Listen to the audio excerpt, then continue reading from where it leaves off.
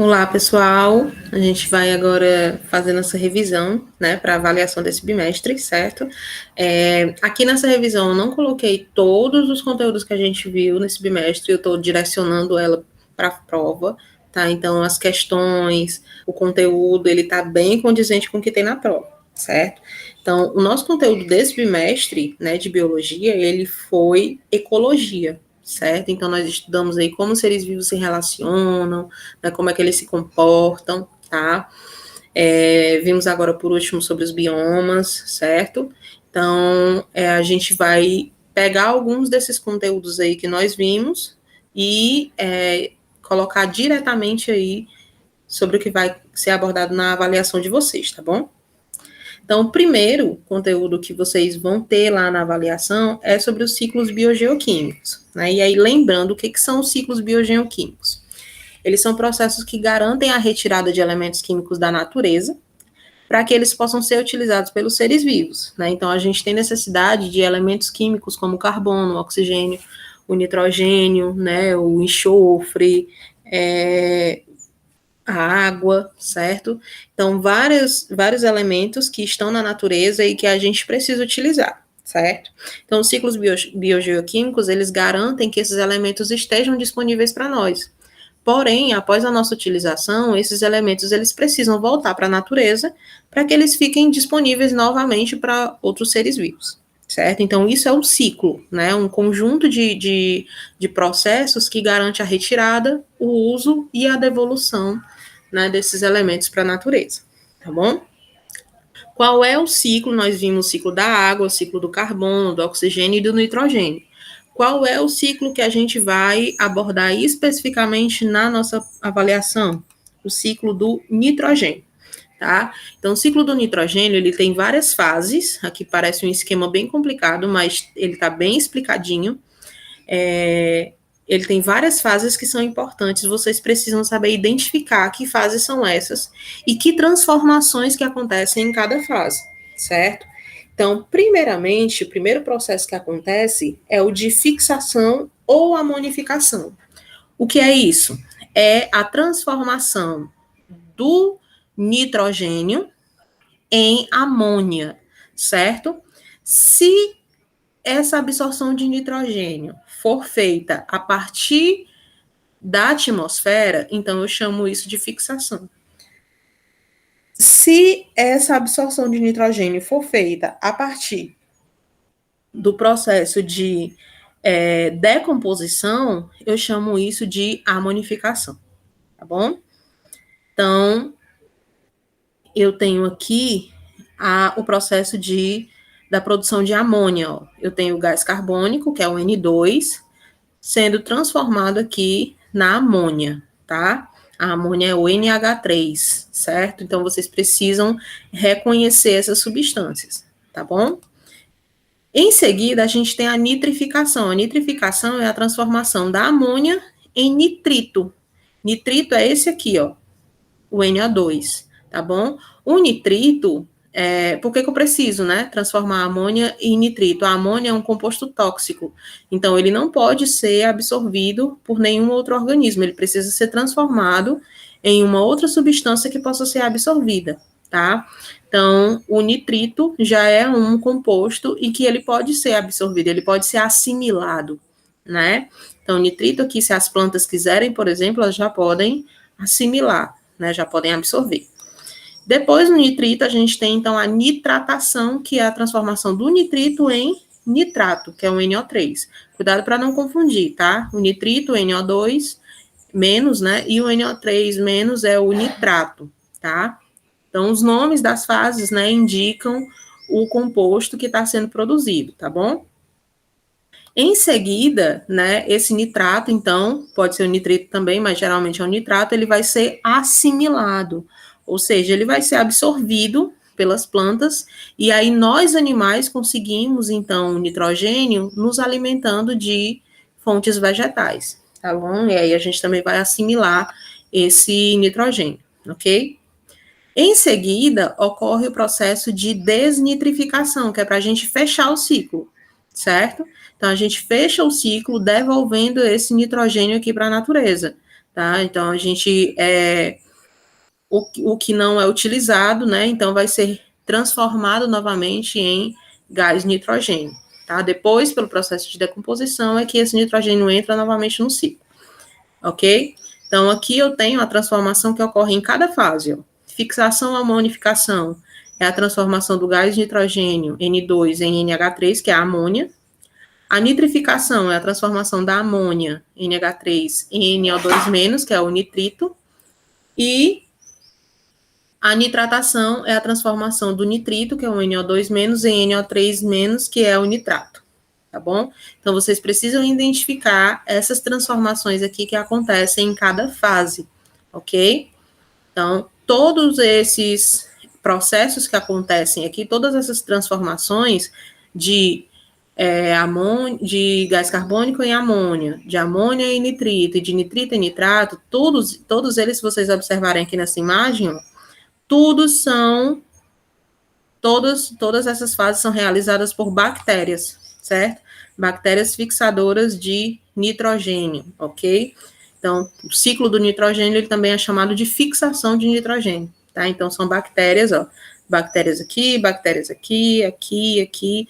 Então, todo esse processo é mediado, né, por bactérias que vivem aqui no solo e que conseguem fazer essas transformações para deixar esse nitrogênio disponível para os seres vivos. Tranquilo? Aí a gente vai para o nosso segundo tema, que vocês vão encontrar na nossa avaliação, que é a cadeia alimentar. Cadeia alimentar nada mais é do que uma representação de como os organismos estabelecem suas relações de alimentação no ecossistema. Né? Como o nome fala, cadeia alimentar, a gente vai identificar aí a ordem em que essa alimentação acontece dentro de um ambiente, ok? E aí tem algumas regrinhas para essas cadeias alimentares, tá? Vamos lá ver que regras são essas. Então, aqui eu tenho uma representação de uma cadeia alimentar. Primeira coisa, toda cadeia alimentar, ela inicia com um vegetal, com uma planta, com uma alga, né, com um fitoplâncton. E esses organismos, eles são chamados de produtores. Por quê? Porque eles realizam fotossíntese, e a fotossíntese é um processo de produção de energia, né, produção de alimento, tá? Para ser utilizado como energia. Então, toda a cadeia alimentar vai ser iniciada com um produtor, que é um vegetal. Aqui tem uma plantinha, tá bom? Depois dos produtores, nós vamos ter os consumidores, tá? Só temos um produtor aqui, o restante todo mundo é consumidor. Por que ele é consumidor? Porque ele não produz nada, ele vai só consumir, né, a energia que está sendo passada aqui de um para o outro, tá? Então, eu tenho o consumidor. O primeiro consumidor que acontece é o consumidor primário, que aparece, né? Consumidor primário, que aqui é a borboleta. Depois eu tenho o consumidor secundário, que é o segundo consumidor, é o sapo. Aqui o terceiro consumidor é o consumidor terciário, né? Que é a cobra, tá?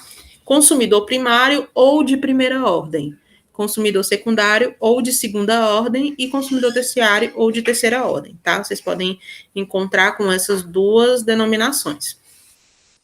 E por último, a gente vai ter os decompositores. Todos os decompositores, eles vão estar no final da cadeia, né?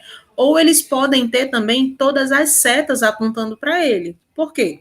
Os decompositores, eles vão se alimentar de matéria orgânica morta. Então, em qualquer momento aqui dessa relação, em qualquer momento dessa cadeia alimentar, essa planta pode morrer, essa borboleta pode morrer, esse sapo pode morrer, essa cobra pode morrer.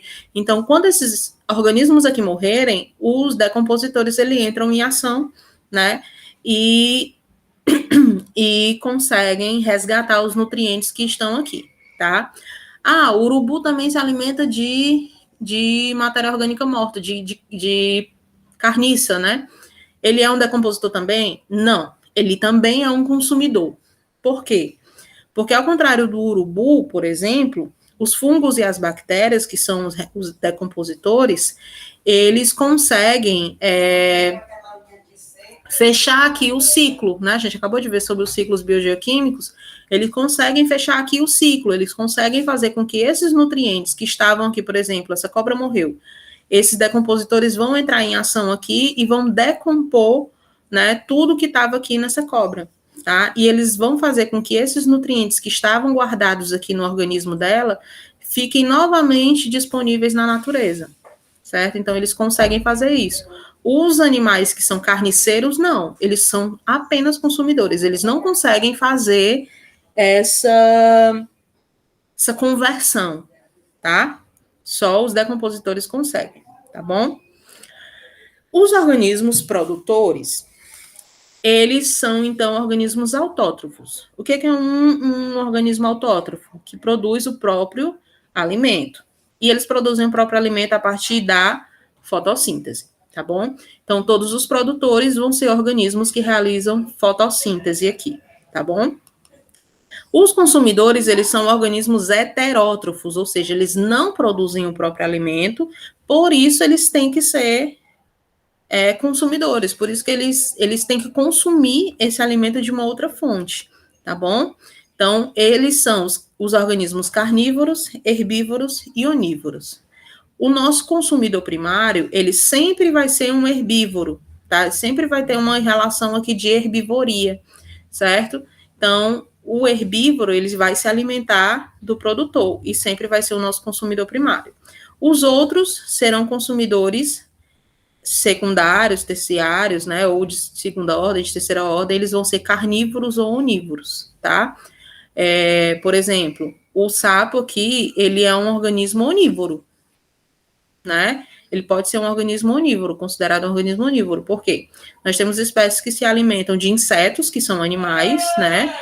E eles também podem se alimentar de algum tipo de planta, tá? Então, onívoros são organismos que se alimentam dos dois tipos de fontes, tanto vegetal quanto animal. Carnívoro somente de animal, herbívoro somente de vegetal, tá? E então, por último, nós vamos ter então os decompositores, que são, né, como a gente já falou aqui, fungos e bactérias, ok? Cada posição aqui, né, é indicada por um nível trófico. Então, quando eu falar de nível trófico, eu estou querendo saber da posição daquele organismo na cadeia. Então, os produtores, eles vão sempre, sempre, sempre ocupar o primeiro nível trófico, que é a primeira posição da cadeia alimentar. E depois é só seguir a ordem. A gente vai ter o segundo nível trófico, terceiro nível trófico, quarto nível trófico, quinto nível trófico, e aí vão ser quantos níveis, dependendo de quantos indivíduos eu tenho aqui na cadeia, certo? Então, a única coisa aqui que é garantida, certo? Eu tenho o primeiro nível trófico sendo ocupado sempre pelos produtores. O segundo nível trófico é sempre ocupado pelos consumidores primários, que são herbívoros, certo? A partir do terceiro, quarto, nós vamos ter os carnívoros e onívoros, né, que são os outros consumidores. E o último nível trófico, pode ser o quinto, décimo, né, vai ser sempre dos decompositores, tá bom? Então, tem cadeias que não representam os decompositores, tá bom? E aí vocês não precisam incluir. Depende da cadeia alimentar que a questão trouxer, tá? Às vezes os decompositores não aparecem, mas você sabe ali que eles existem e que eles estão participando sim, ok? Então, o nível trófico indica a posição daquele indivíduo naquela cadeia, né? E produtor, consumidor, decompositor, está relacionada à função daquele organismo na cadeia alimentar, tá bom? Nível trófico, posição, consumidor, produtor, decompositor, é a função dele. Tranquilo?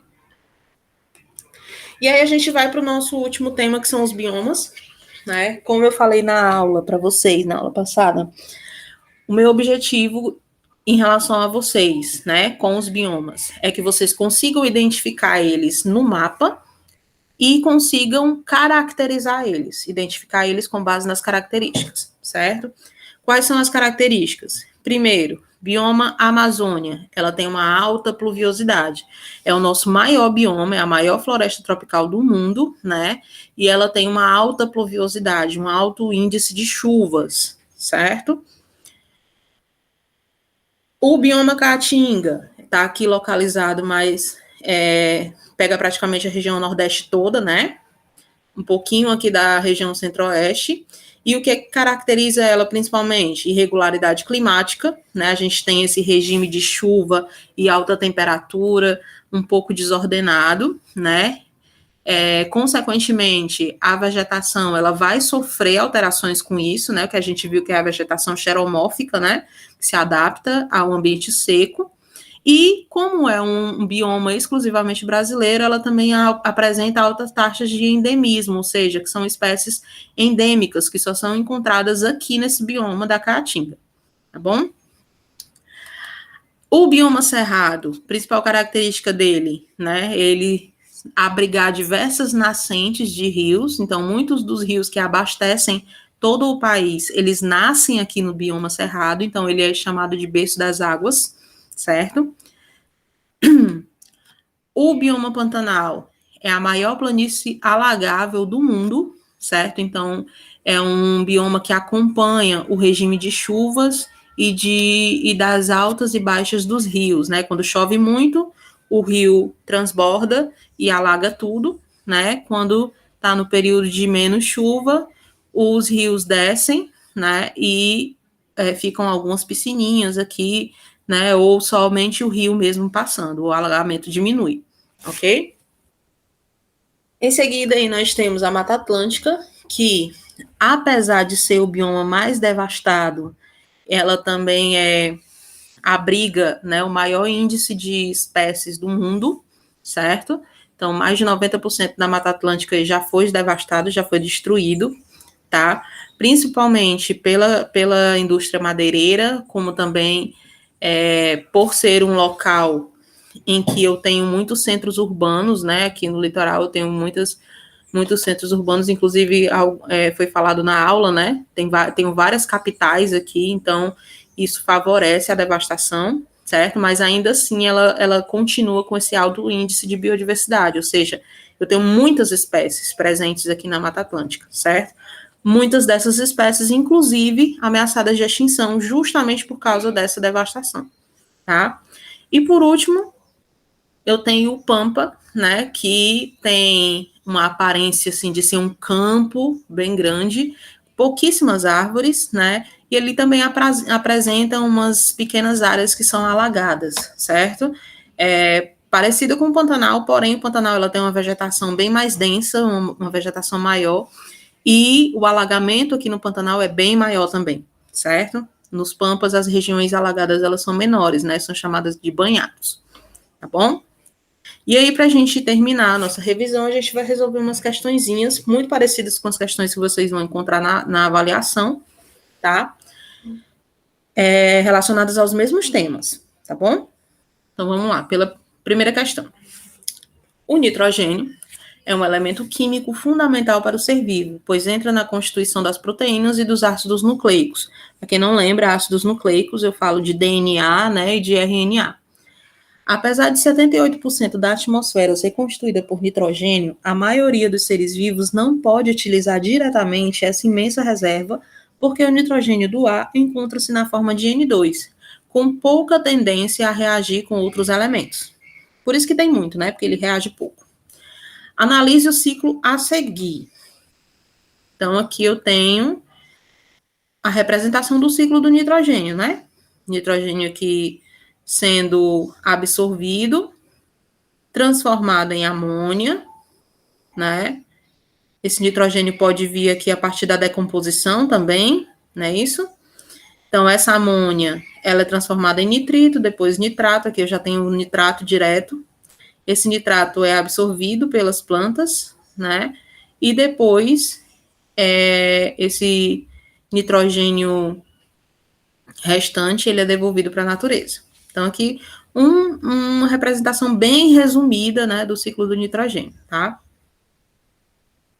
Durante as etapas do ciclo do nitrogênio, ocorre, vamos lá, letra A fixação dos nitratos, feita por fungos, que utilizam o nitrogênio atmosférico, fazendo-o reagir com o hidrogênio, produzindo amônia. Primeira coisa, a fixação não é de nitrato, a fixação é de gás nitrogênio, certo? E nós vimos que todos esses processos que ocorrem no ciclo do nitrogênio não são realizados por fungos, não, são realizados por bactérias, ok? Então, a alternativa A aqui está fora. Letra B. A decomposição das proteínas, ácidos nucleicos e resíduos nitrogenados presentes em cadáveres e excretas, conhecida como nitrificação. O que é a nitrificação? Nitrificação é o processo de transformação da amônia em nitrito. Não é de decomposição, não. Certo? A decomposição, ela libera a amônia, na verdade. Letra C. A oxidação de grande parte da amônia não absorvida pelas plantas, sendo convertida em nitrato pelas cianobactérias quimiosintéticas. Não, ok? Nós não temos cianobactérias participando, nós temos bactérias. Cianobactérias são bactérias encontradas em ambientes aquáticos, ok? E elas não são quimiosintéticas, elas não fazem quimiossíntese, elas fazem fotossíntese, essas cianobactérias, tá bom? Então, as bactérias que realizam, que fazem parte aqui do ciclo do nitrogênio, são as bactérias fixadoras de nitrogênio, não são as cianobactérias. Letra D. A nitratação, sendo caracterizada pela transformação dos nitratos, que são liberados no solo e oxidados, originando os nitritos. Na verdade, é ao contrário, né? São os nitritos que são transformados em nitratos. Por isso que a fase é chamada de nitratação. E aí nos sobra a letra E, né? É a transformação, o que ocorre, né, no ciclo do nitrogênio? Ocorre a transformação do gás nitrogênio em outras substâncias, como a amônia, conhecida como processo de fixação. Exatamente. Então, quando eu tenho a transformação do gás nitrogênio a partir Aliás, quando eu tenho a transformação do gás nitrogênio em amônia, eu tenho a fixação. Se eu conseguir essa amônia, né, esse nitrogênio, através da decomposição, é que eu chamo isso de amonificação, tá bom? Então, a resposta da questão 1 aí é o item E. Questão 2, sobre cadeia alimentar ou teia alimentar, né? A teia alimentar é um conjunto de cadeias alimentares interligadas entre si, que formam uma complexa rede de transferência de matéria orgânica e energia. Analise o esquema abaixo. Então, aqui eu tenho várias cadeias alimentares interligadas, certo? Então, aqui, ó, no início sempre, lembrando que eu inicio com vegetais, né? Aqui eu tenho uma árvore, aqui eu tenho uma verdura, e aqui as gramíneas. Aqui eu tenho os consumidores primários, que são os herbívoros, né?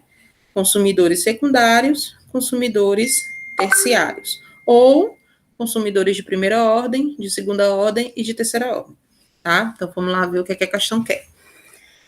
Analise a alternativa que relaciona corretamente os organismos produtores, consumidores primários, consumidores secundários e consumidores terciários, respectivamente, que podem ser encontrados na teia alimentar acima. Então, ele quer que eu marque aqui a alternativa que me traz uma sequência correta, né? De acordo com a imagem que a gente viu. Então, vamos lá. Olhando aqui para as alternativas, primeira coisa, o que é que a gente já pode eliminar? Sabendo, né, conhecendo aquelas regras sobre cadeia alimentar. A gente já pode eliminar aquelas cadeias alimentares que não iniciam com um produtor. Então, aqui eu tenho essa daqui, ó, iniciando com um inseto herbívoro, nem tem produtor aqui no meio, então essa daqui já está fora. E aqui eu tenho letra E, também com inseto herbívoro, também já está fora, certo? As outras, vamos lá. Eu tenho, iniciando com gramínea, com árvore e com verdura. Ok. Lagarto, inseto herbívoro e zebra, como consumidores primários. Será que tem algum desses organismos aqui que não é herbívoro? Vamos ver aqui, que não é consumidor. Lagarto, inseto herbívoro e zebra. Ó, a zebra, ela está se alimentando da árvore, ok. Inseto herbívoro, também aqui ele pode se alimentar tanto da gramínea, quanto da verdura, quanto da árvore, tá ok. Certo? Agora, olha onde é que está o lagarto. O lagarto, em momento nenhum, ele está se alimentando de nenhum dos produtores. Então, ele não pode ser consumidor primário. Ele é um consumidor secundário, porque ele está se alimentando aqui do inseto herbívoro. Então, a gente já elimina aqui, então, a letra A, tá? E aí a gente fica com essas duas aqui. A gente acabou de ver que a zebra, ela se alimenta de quem? A zebra, ela se alimenta somente da árvore. Enquanto o inseto herbívoro pode se alimentar dos três, a zebra se alimenta somente da árvore. Então, ela também já não dá, ó. Verdura, zebra, gavião e onça. Verdura, ó. Só quem está se alimentando da verdura são esses três aqui, menos a zebra, certo?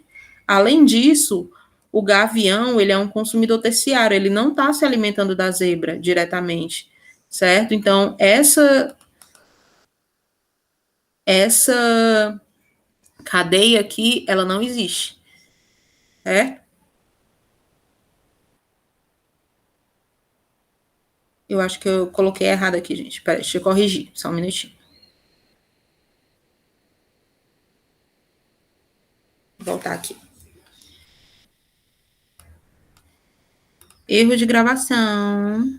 Essa daqui, na verdade, é aqui, né? E essa daqui sai, certo? Então, aqui a cadeia que está acontecendo direitinho é árvore. Vamos lá. Árvore, inseto herbívoro, coelho e gavião. Árvore, inseto herbívoro, coelho e gavião. Gente, será que tá tudo errado aqui o negócio? Verdura, zebra, gavião e onça.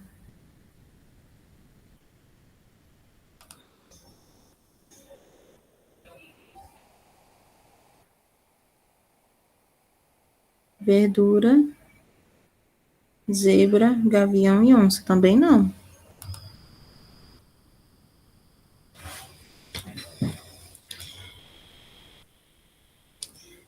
Gramínea, lagarto. Também não, gente. Coelho, lagarto, não. Gramínea.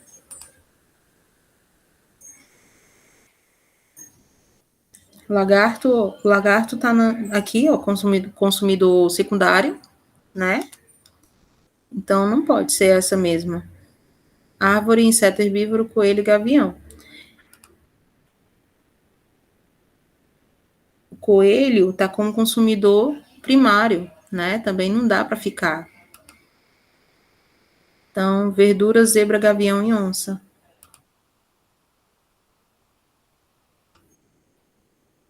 Verdura, zebra, gavião e onça.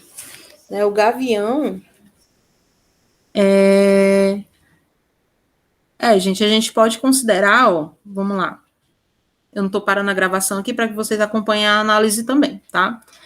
A gente pode considerar essa daqui como a alternativa correta mesmo, certo?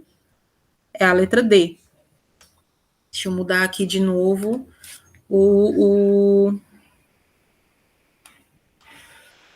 mudar aqui de novo, isso aqui. Por quê? Porque ele quer, a questão está pedindo para mostrar quem é produtor, quem é consumidor primário, secundário ou terciário, certo? Quando a gente fala de uma teia alimentar, um mesmo organismo ele pode ocupar diferentes posições. Então, é o que está acontecendo aqui com o gavião, por exemplo, certo? O gavião ele está na coluna do consumidor terciário, mas se você prestar atenção, tem uma seta do coelho direto para ele, certo? Essa setinha aqui, tá bom? Então, aqui eu tenho a verdura como produtor, o coelho como consumidor primário, e aí, nesse caso, o gavião pode ser considerado como consumidor terciário, certo? Por isso que o item D é correto. Ele quer na ordem, ó, produtor, verdura. Consumidor primário, zebra, né? E consumidor secundário, gavião, e consumidor terciário, a onça, certo? É isso mesmo, ok? Vamos lá. Ele não pede, na verdade, que a gente retrate uma cadeia alimentar. Ele pede só que a gente identifique, relacione os organismos com as funções deles na cadeia. Tá bom? Vamos lá. Uma pequena confusão, mas a gente se recupera. Então, vamos lá, questão 3. Um dos ecossistemas mais ricos do Brasil está intrinsecamente ligado à variação da seca e cheia dos rios. É considerado pela Unesco como patrimônio natural mundial e reserva da biosfera. O regime de águas corre alto risco devido ao processo de dezenas de pequenas centrais hidrelétricas em rios que nascem no Cerrado. Então, ó, está falando aqui de um dos ecossistemas mais ricos do Brasil, que está intrinsecamente ligado à variação da seca e cheia dos rios. O bioma a que o texto se refere é, que bioma é esse que está relacionado à seca e cheia dos rios? É o nosso Pantanal, né? Quando o rio enche, ele alaga, quando o rio seca, ele diminui, né? Ele desalaga, ele seca também, tá bom? Então, gente, é isso, tá? Nossa revisão. Qualquer dúvida que vocês tenham durante os estudos de vocês, para a nossa avaliação, vocês podem me procurar para tirar dúvidas, tá bom? Resolvam a atividadezinha de revisão de vocês. E lembrando, quem tiver alguma atividade atrasada, aproveita para colocar em dias, né? Próxima semana a gente tem aí as avaliações e aí já encerramos o bimestre, tá bom? Estamos iniciando aí nossas aulas presenciais, então não deixem a atividade acumuladas para o bimestre que vem ainda, né? E reforçando qualquer dúvida para avaliação, vocês podem me procurar, ok? Então, cheiro e obrigada pela atenção.